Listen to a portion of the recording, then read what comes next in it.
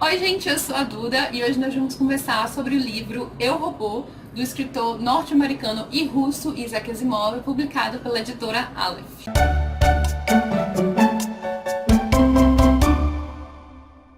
Bom, desde o início deste ano eu tenho lido pelo menos um livro do Isaac Asimov por mês, né? Estamos no mês de março. Eu li As Cavernas de Aço, depois eu li O Sol Desvelado e agora eu li Eu, Robô. Todos eles fazem parte do mesmo universo. Eu, Robô foram os primeiros contos que o Asimov publicou neste universo de robôs. Foi aqui que ele criou as 3 leis da robótica. Ele publicou estes contos em revistas ao longo dos anos, ali em 1940 e pouco, na década de 40. Então, em 1950, todos esses contos foram reunidos num livro só, com a adição de um conto, que é o primeiro conto deste livro, que se chama Robbie. Todos os contos são contados em ordem cronológica, então Robbie é bem no iniciozinho mesmo. Então tem um robô pouco desenvolvido, esse robô não conseguia nem ao menos falar, e é um robô babá. Aqui a gente vai percebendo o começo do uso dos robôs, naquele iniciozinho mesmo. Ao longo do livro a gente vê como tudo vai se desenvolvendo, os robôs vão ficando cada vez mais avançados, até o último conto, que é o conto onde eu percebi que há certa ligação entre esse conto e o universo que o autor já trouxe nos seus romances. O primeiro romance, As Cavernas de Aço, foi publicado em 1953, 3 anos depois deste livro ser publicado. Os romances dessa série de robôs são também thrillers policiais. Então ele tem esse universo dos thrillers policiais, da investigação, do suspense, de todo o mistério, com o principal é um policial, é um inspetor, com robôs, ficção científica por todos os lados. Então é a junção desses dois. Mas algumas pessoas já tinham me dito que mesmo nos contos a gente nota certos mistérios. Então o Asimov era muito fã de livros de mistérios, de tramas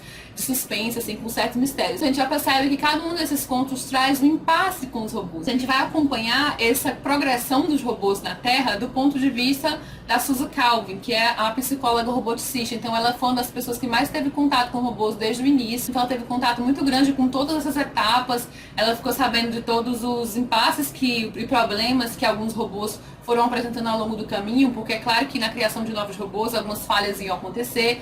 Então as 3 leis da robótica também estão muito presentes em cada um desses contos. Esses contos giram em torno exatamente dos robôs em si, mas eles trazem protagonistas humanos. Então a Susan Calvin está em muitos desses contos, o Alfred Laning, 2 cientistas também que sempre eram usados para testar novos robôs. Então eles passam por situações interessantíssimas ao longo dos livros e cada conto vai tratar de uma situação específica. Então eu tive meus contos preferidos ao longo do livro, vários contos, para falar a verdade. O primeiro deles foi Robbie, que eu achei um conto muito fofinho, que fala sobre uma criança que se afeiçoa ao seu robô. Ela tem uma afeição muito grande, só que a mãe não vê com bons olhos. Depois, o conto que eu mais gostei foi o terceiro, que é Razão, que traz um robô que tem cria um certo fanatismo religioso. Então ele meio que é como se ele entrasse para uma religião. É meio até que uma crítica à religião, a esse conto. Mas, tirando essa parte da religião, de uma crítica à religião em si, eu achei o conto extremamente interessante, porque, sei lá, é até meio engraçado, Eles estão lá testando os novos robôs e esse robô não acredita que ele foi feito por humanos, porque ele se acha muito superior aos seres humanos. Então ele acha que os humanos não conseguiriam criar um ser como ele. Outro conto interessantíssimo é Mentiroso, que traz um robô que consegue ler mentes. Aconteceu um erro na sua produção, isso não foi proposital, até eles nem sabem como é que esse robô consegue ler mentes, mas a questão é que ele consegue, e isso traz muitas complicações dentro da empresa. Por esse robô conseguir ler a mente das pessoas que estão falando com ele, vai muita confusão neste conto. Eu achei interessantíssimo como o autor desenvolveu. Outro que eu adorei foi o próximo, o 6º conto, que é um robozinho sumido, que fala sobre um robô que tem a primeira lei da robótica, que é extremamente importante para a manutenção e sobrevivência dos seres humanos.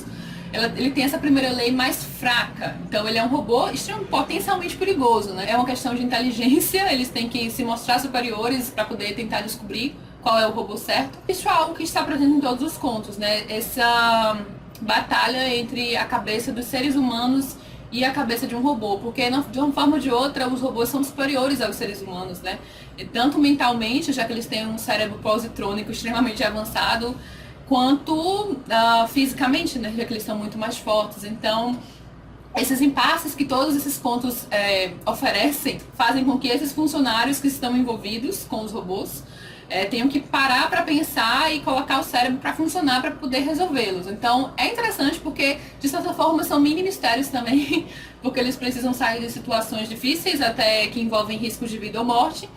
Então, depois desse, o conto que eu mais gostei foi o Evidência, que é um dos contos já mais avançados deste universo robô. Então, como ele é o 8º conto e são 9 contos no total, este conto já traz uma ambientação muito mais desenvolvida do que o início.